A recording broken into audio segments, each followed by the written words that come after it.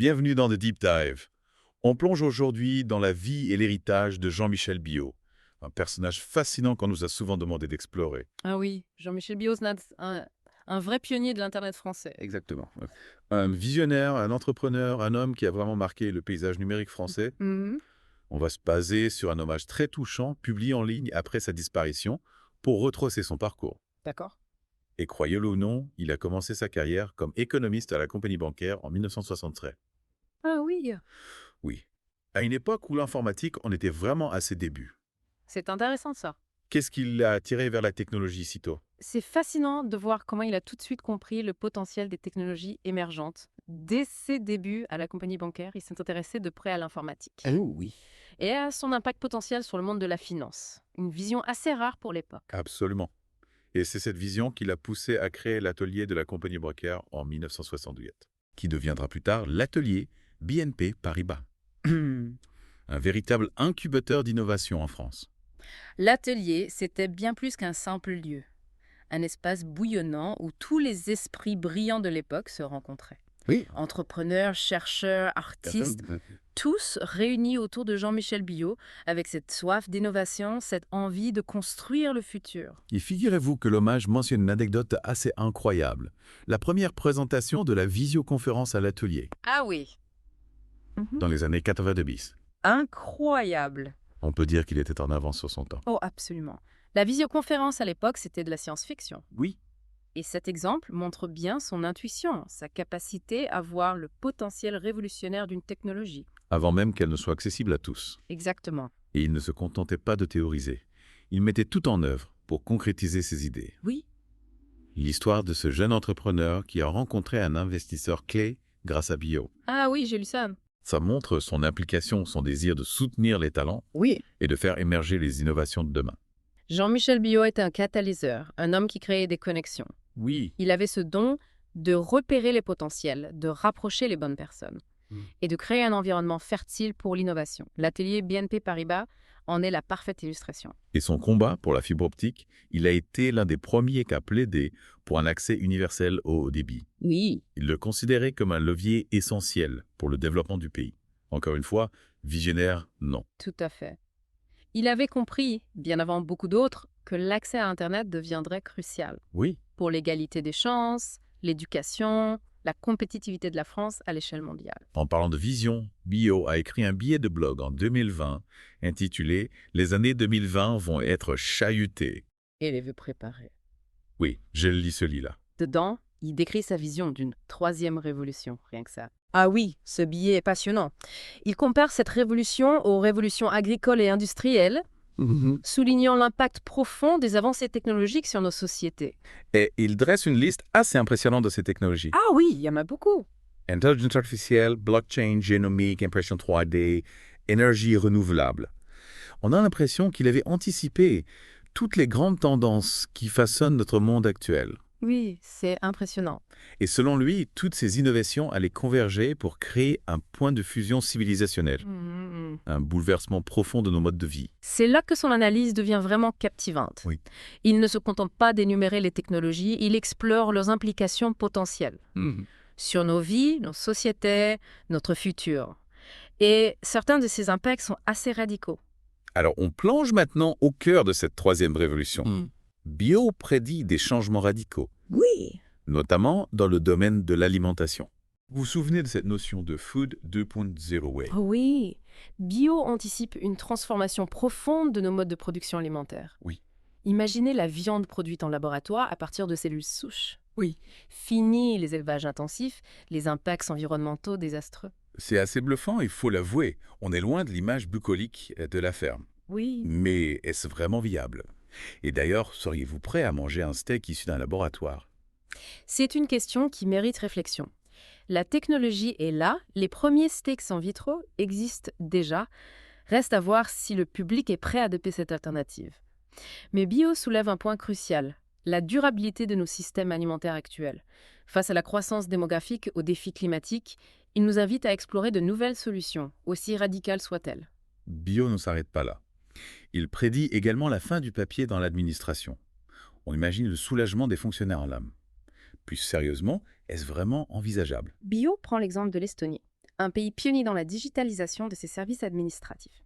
Et imaginez, plus besoin de faire la queue au guichet, toutes les démarches se font en ligne de manière simple et sécurisée. Un gain de temps et d'efficacité considérable et une réduction drastique de l'impact environnemental. C'est un peu comme le passage du livre papier au livre numérique, finalement. Oui, tout à fait. Une transition qui a pris du temps, mais qui semble aujourd'hui totalement naturelle. Exactement. La digitalisation de l'administration, c'est un peu la même chose. Bien sûr, il y a des défis à relever, notamment en matière d'inclusion numérique. Il faut s'assurer que personne ne soit laissé de côté dans cette transition. Mais les bénéfices potentiels sont énormes. Et la disruption du système bancaire en temps. Hmm. Bio semble convaincu que la blockchain et les crypto-monnaies vont bouleverser le message financier. C'est un peu un sujet brûlant en ce moment. Oui, c'est vrai. Bio, avec son regard acéré, anticipe une finance plus transparente, plus accessible et moins coûteuse grâce à la blockchain. Imaginez des transferts d'argent instantanés, sans frais exorbitants et sans intermédiaires.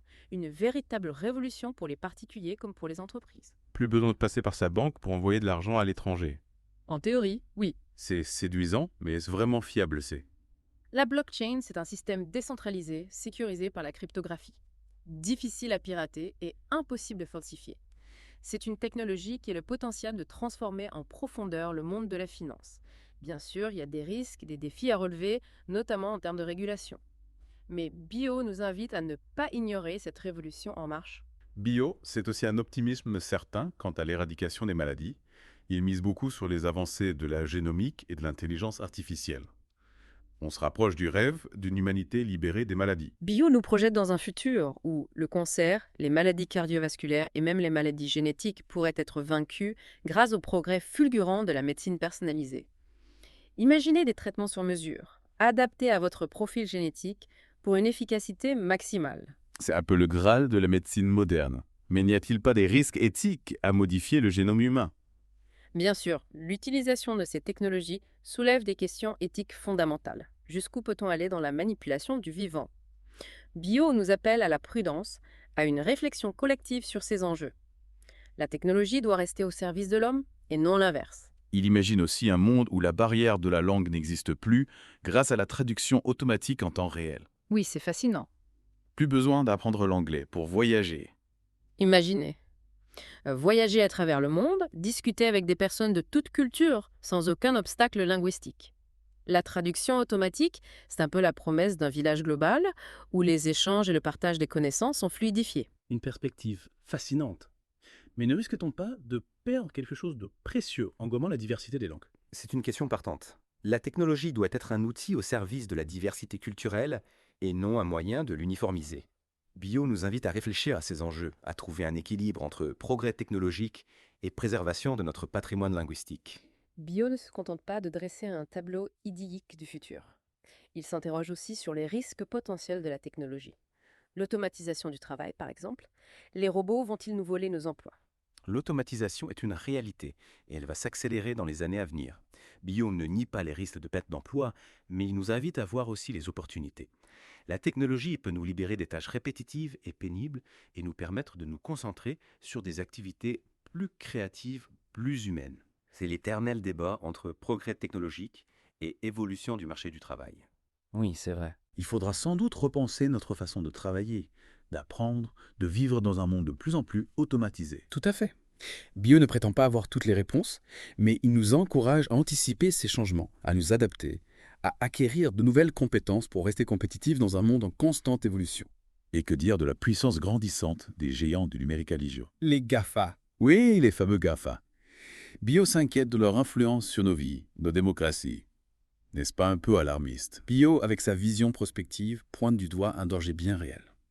La concentration du pouvoir entre les mains de quelques entreprises, le contrôle des données, la manipulation de l'information, l'influence sur les élections, autant de menaces potentielles pour nos démocraties. On a l'impression que ces géants du numérique sont devenus des acteurs politiques à part entière, Oui, c'est vrai. avec une influence qui dépasse parfois celle des États. C'est un constat alarmant. Bio nous appelle à la vigilance, à la régulation de ces entreprises et à la responsabilisation des citoyens face à l'information en ligne. Il est crucial de développer notre esprit critique, de ne pas gober tout ce qu'on lit sur Internet et de s'informer à partir de sources fiables et diversifiées. Bio, c'est un peu la voie de la sagesse dans un monde numérique souvent chaotique. Il nous invite à prendre conscience des défis, mais aussi des opportunités extraordinaires que la technologie nous offre. Il nous encourage à être des acteurs éclairés de cette révolution numérique, à façonner un avenir où la technologie est au service du bien commun, de l'humanité et de la planète. On a beaucoup parlé des prédictions de Jean-Michel Biot. Mais ce qui me frappe, c'est sa façon de les formuler. Il ne se contente pas de décrire le futur. Il nous pousse à nous interroger, à réfléchir à notre place dans ce monde en mutation. Oui, tout à fait. Biot ne nous donne pas de réponse toute faite. Il nous lance des défis. Il nous invite à un dialogue, à une réflexion collective sur l'avenir que nous voulons construire. Par exemple, face à l'ascension fulgurante des géants du numérique, il nous demande 100. Avons-nous les élites qu'il faut pour conduire les peuples? Une question qui fait réfléchir, vous ne trouvez pas en? C'est une question fondamentale. Sommes-nous vraiment préparés à l'impact des GAFA, des BATX, de tous ces acteurs qui bouleversent les règles du jeu? Est-ce que nos systèmes politiques, nos modes de gouvernance sont adaptés à cette nouvelle réalité? Biot nous met face à nos responsabilités. Et il ne s'arrête pas là. Il s'interroge aussi sur l'avenir des États-nations, sur leur capacité à gérer des enjeux globaux comme le changement climatique ou la régulation du numérique. Dans un monde de plus en plus interconnecté, les frontières traditionnelles semblent parfois dépassées. Oui, c'est un débat crucial. L'émergence d'acteurs transnationaux comme les géants du numérique ou les organisations internationales rebat les cartes du pouvoir. Comment trouver un nouvel équilibre entre souveraineté nationale et coopération internationale? Biot nous pousse à repenser les modèles existants. Biot ne nous livre pas de solutions miracles. Mais il nous incite à prendre conscience de la complexité du monde qui nous entoure. Il nous appelle à l'engagement citoyen, à la participation au débat public, à la construction collective d'un avenir désirable. Biot est un optimiste éclairé. Il croyait au progrès, à la capacité de l'homme à utiliser la technologie pour le bien commun. Mais il savait aussi que ça ne se ferait pas sans effort, sans vigilance, sans une réflexion éthique constante. Son héritage, c'est cette invitation à l'action, à la responsabilité. Il nous encourage à embrasser le changement, à innover, à explorer de nouvelles voies, tout en gardant à l'esprit les valeurs humanistes qui doivent guider nos choix. Et c'est là que son message résonne encore aujourd'hui. Face aux défis de notre époque, face à l'incertitude du futur, la vision de Jean-Michel Biot nous invite à l'audace, à la créativité et à la solidarité. Alors, à la lumière de tout ce qu'on a appris sur Jean-Michel Biot, une question se pose. Quel rôle allez VOS jouer dans la construction de ce futur? Allez-vous être spectateur ou acteur? Allez-vous subir les changements-là? Ou les accompagner, les orienter? La troisième révolution est en marche. Et chacun d'entre nous a un rôle à jouer dans l'écriture de ce nouveau chapitre. Merci d'avoir plongé avec nous dans la vie et l'héritage de Jean-Michel Biot. N'hésitez pas à explorer les liens qu'on a partagés pour approfondir vos connaissances sur son travail et ses idées. Et surtout, n'oubliez pas son message essentiel. L'innovation, l'adaptabilité et une approche humaniste de la technologie sont les clés pour construire un avenir meilleur. À bientôt pour une nouvelle plongée dans le Deep Dive.